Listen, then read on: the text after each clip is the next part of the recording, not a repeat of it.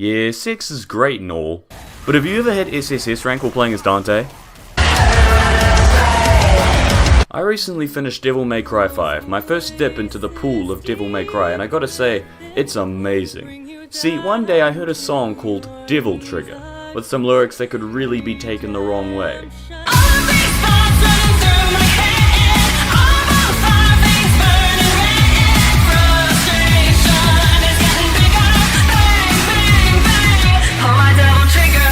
Oh, I'd be more than happy to. I found out that the song was from Devil May Cry 5, and since I was currently under lockdown in New Zealand, I decided to spend the last 5 ancient Japanese yen in my bank account on the game and beat it over the 4 weeks I had free. And then my PS4 controller broke. After about 4 weeks, and after lockdown was over, thus taking away all my extra free time, I got a new controller, and I could finally get started on this magnificent example of a game. The plot of the game revolves around this dickhead called Urizen, who wants to be like Thanos and spend the whole game sitting down. Except instead of gathering the stones that define existence, he wants to plant a tree. More like Devil Trigger.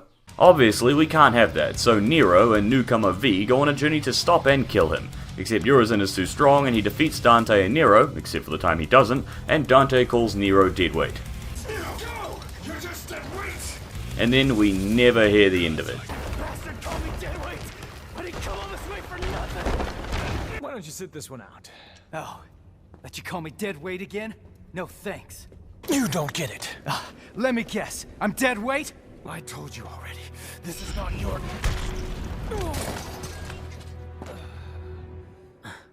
You listen. Deadweight. Nero leaves, V leaves, Dante gets yeeted halfway across the map until about the 10th mission, and then we're on the way to defeat Urizen again. In a van. Oh my god, it's so cool! As you may have guessed, you get to play as 3 different characters throughout the game. Nero, also known as the best character ever who got their arm cut off and replaced with a robotic counterpart in modern fiction.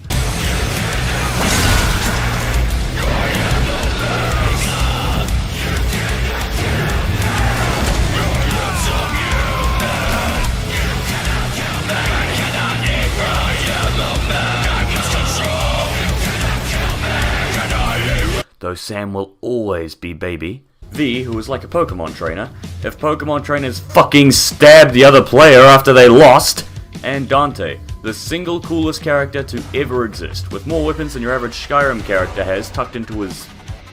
pockets? Not sure where he keeps all of those. I mean, he's got fucking rocket launchers stuck up his butt. You know how I gave an award early in the year for Best Combat System in Gaming? And the winner is... Metal Gear Rising: Revengeance. Well, I've changed my mind. Devil May Cry takes it with a landslide. You don't just kill your enemies, you fucking embarrass them with as many cool moves as possible in one combo. You can take the D rank, which ironically radiates 0 big dick energy, or you can ride the A, S, SS, or SSS ranks into the sunset with the immense satisfaction that comes from doing it. As I said, better than sex. There's so many options to get your combo up, like using Nero's Devil Breakers, hitting the enemies with the taunts, or hitting them with your fucking chainsaw motorbike. Oh my god, it's so cool! The bosses of the game are mostly fantastic, and occur at the end of most of the levels, with highlights like Urizen, the Black Knight, Handface, and the single best boss in all of gaming so far, Virgil. I fought this fucker as Dante for 2 hours in one day on Son of Sparta mode while swearing off using orb continues, and I never stopped enjoying my time through all of those hours. The bosses are mostly fair, test your skills, are suitably climactic, have kick-ass themes, and they are definitely all worth your time, apart from this living tumor on both the Devil Trigger and on my enjoyment factor of the game. Obviously, the best character is Dante because of the aforementioned chainsaw motorbike, his sick-ass dance moves, Super Saiyan Sin mode, and Royal Guard, also known as your ticket to ride the victory train. Sure, it may be extremely chaotic trying to mash together his 4 different melee weapons, one of which has 2 interchangeable modes, 4 range weapons including double rocket launchers if you find a secret in one of the levels, and 4 different styles which affect the way that you use the previously mentioned 8 weapons, plus you can switch all of this mid-combo, meaning that there's potentially endless combinations you can use to utterly humiliate your enemies, combining that with taunts and never taking a single hit during a fight. It's very easy to get the hang of, if you're God.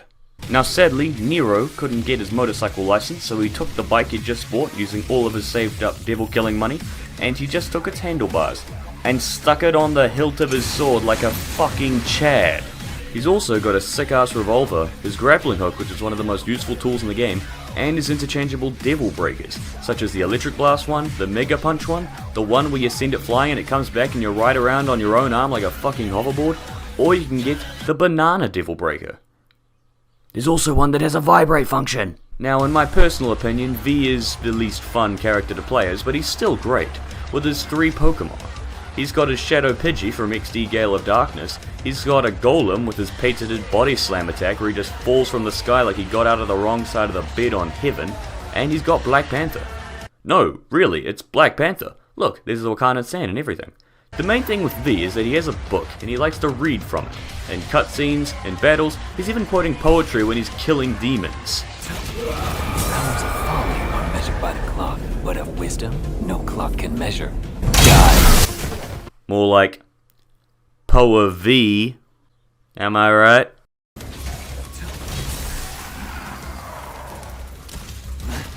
Roses are red, violets are blue. Your mum gay. Die! The story of the game is great, going for just the right amount of time and containing plenty of emotional highs. And if this is your first game in the Devil May Cry series, don't worry, they included a recap function just for slaves like you.